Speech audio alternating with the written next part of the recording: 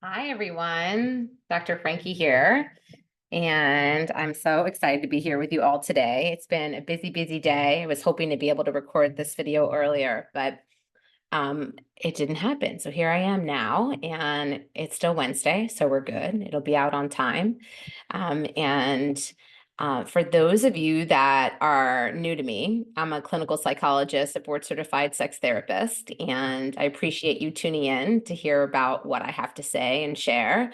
I talk a lot about different topics related to dating, romance, sex, communication, boundary setting, attachment style, love languages, um, really anything related to relating interpersonally with each other, whether we're talking about romantic relationships or familial relationships. I'm just here to kind of help share what I've learned both in practice, working with clients face to face for many, many years, over 2 decades, and also what I've learned in the classroom. And a lot of my teachings and tools that I offer folks come from science-based research, empirically validated interventions, approaches, tools, and I share it all with you here. So if you're wanting to live healthier, happier, fuller lives through relationship, you've come to the right place. So if you want to get my videos, click the little bell below and select all for notifications so you can see when I put out new content. I also have a podcast called Love, Laughs, and Lessons, and we have different series. Right now, we're in the Let's Talk About Sex series. So we have professionals on from all over the world talking about different topics related to sex. So, and then the last series we covered was our matchmaker series, where we had matchmakers from all over talking about their specialties and how they do what they do, kind of demystifying the idea or the process of working with a matchmaker. I think people kind of are just beginning to scratch the surface and understanding what that even means and what it looks like. So we had tons of professionals on. I think we had like 30 different matchmakers on who have different specialties. So anyway, let's jump into today's topic. I'm going to be talking about overcoming jealousy in romantic relationships. I'm sure many of us can relate to having feelings of jealousy, right? So this is an important topic. So let's just dive in. If there's an emotional experience more universal than heartbreak, it might be jealousy. Even when things in our relationship are going well or they're good enough, many of us are haunted by the fear that they might not stay that way. We're preoccupied with what might happen if we lose our partner, or by the insecurity that they want something more, maybe.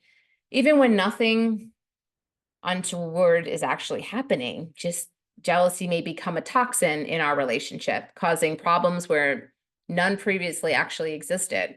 So, how do you overcome these feelings of jealousy to keep your relationship healthy? What does jealousy look like in relationships anyway? Jealousy, like all emotions, is a part of the normal emotional range. It's not bad or wrong to feel it, and there are plenty of times when it's the appropriate response. From time to time, though, our jealousy comes up in situations where it isn't warranted or even helpful for that matter, or begins to impact our relationship if it becomes part of a pattern. How can you tell if jealousy is becoming a problem in your relationship? And I'm going to share with you some signs to pay attention to and indicators that it could be an issue. Lack of trust, constantly questioning your partner's whereabouts or interactions with others, feeling uneasy when they spend time with friends or colleagues, because even family can feel uneasy when they spend time with family. Possessiveness, creating quote unquote rules about friendships or spending time alone, insisting on being involved in important aspects of a partner's life. Insecurity, feelings of inadequacy or undesirability compared to your partner's exes or other potential romantic interests, constantly seeking reassurance from your partner, especially around your attractiveness or quality as a partner.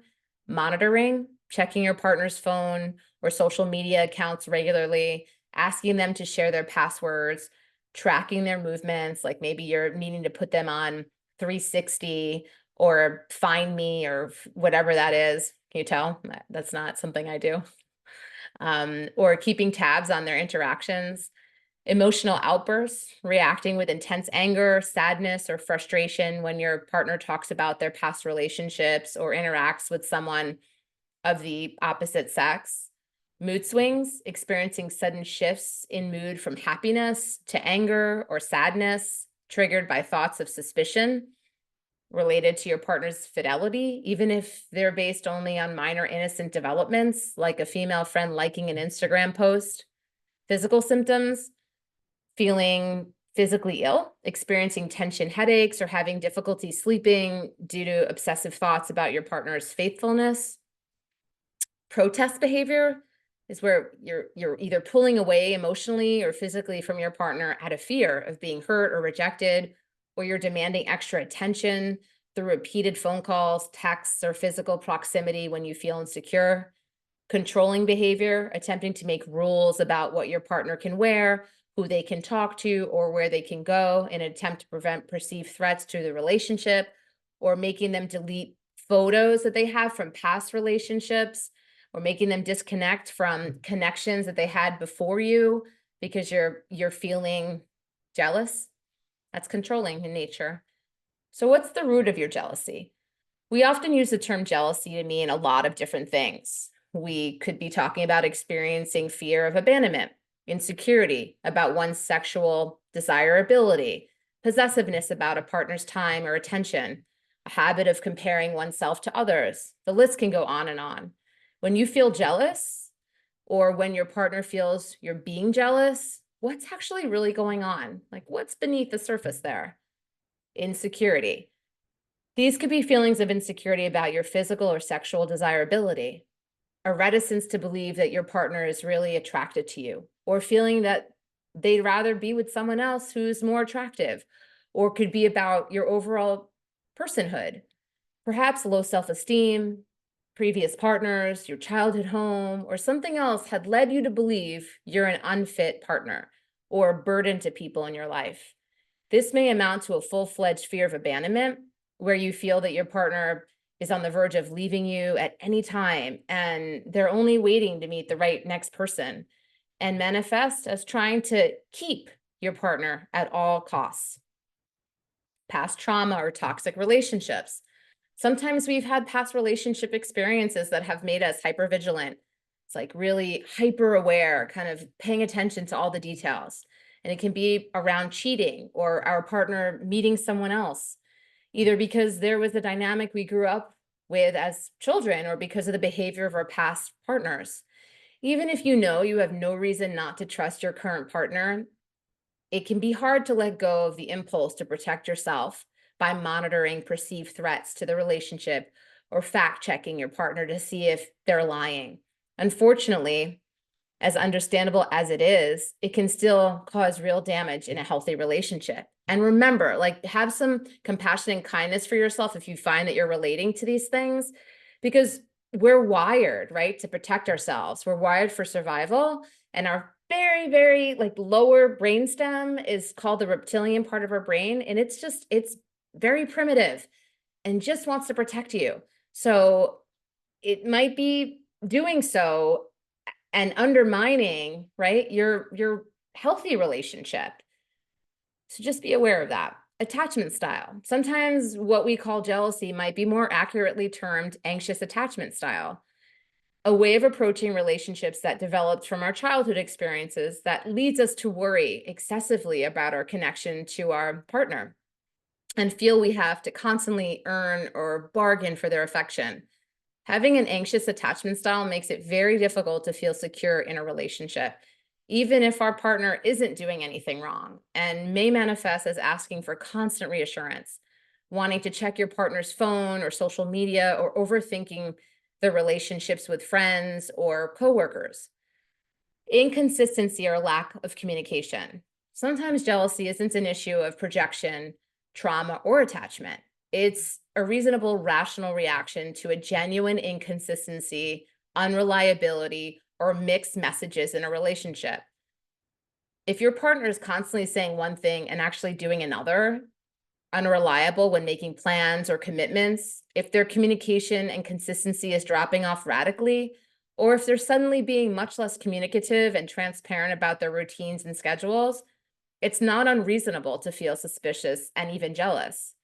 If there are concrete ways that they're deprioritizing their relationship with you relative to others, making plans several weeks out with a friend while they expect you to be around on short notice, or canceling plans with you to see other people, then it's not projecting to worry that they're being at least emotionally unfaithful. The difficulty is being really honest with yourself about when these things are actually happening and when you actually feel like they're happening. If you're in a consensually non-monogamous relationship, then some degree of jealousy is likely normal for everyone in a relationship. The goal when practicing ENM isn't necessarily to never feel jealous, but to learn to work with your jealousy constructively and in healthy ways. Ideally, when you or your partner feel jealous, you can communicate about it and have an honest conversation that helps to discern what your partner or partners can adjust to help you feel better. And where it might be your job to build some resilience and regulation skills around your jealousy within yourself. What are things both of you can do to help you feel more secure? Regardless of its source, it's imperative to communicate directly with your partner that you're feeling jealous. Like, there's no reason to have shame around feelings of jealousy because they're innate, they're natural. We all experience feelings of jealousy to varying degrees. Even if you don't think there's a basis for your jealousy, it's helpful to be honest about the fact that it's actually happening. Otherwise, it may materialize despite your best intentions as resentment or emotional outbursts, which is harder to undo, repair, and so on. When you do talk about it, it's possible to discuss ways that your partner could help you feel more secure without necessarily blaming them.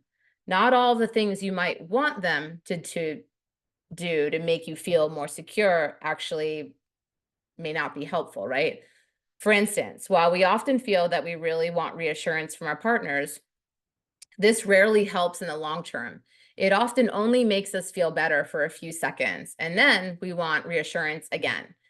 And we've affirmed in our brains that our security is dependent on our partner's reassurance. Similarly, solutions that involve controlling your partner, making rules about who they can spend time with, how they can dress, or that they must allow you access to their texts or emails, will hurt much more than they actually will help.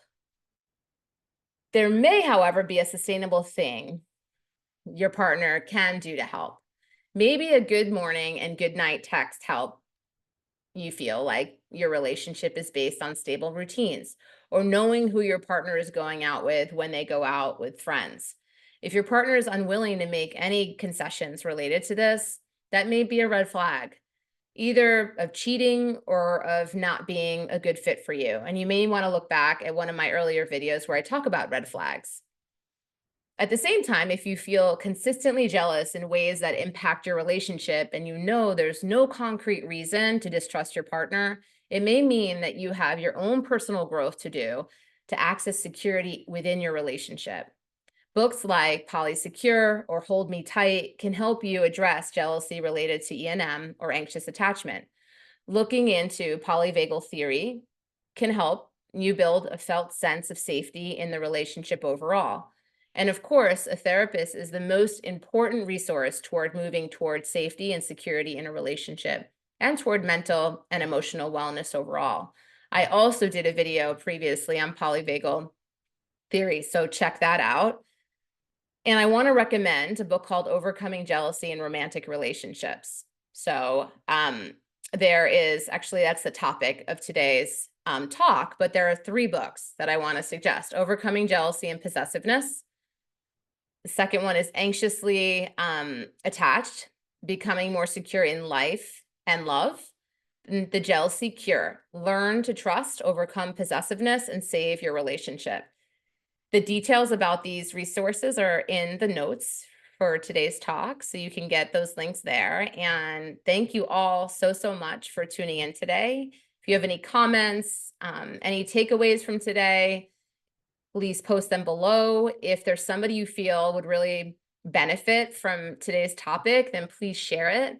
And if you haven't subscribed to my channel, I want to encourage you to do so. It just reminds me that you're all out there and that you're benefiting from my time with you. So thanks so much for those who have done so. Big hugs, kisses. I hope you have a beautiful week, and I will see you all here next week. Bye, folks.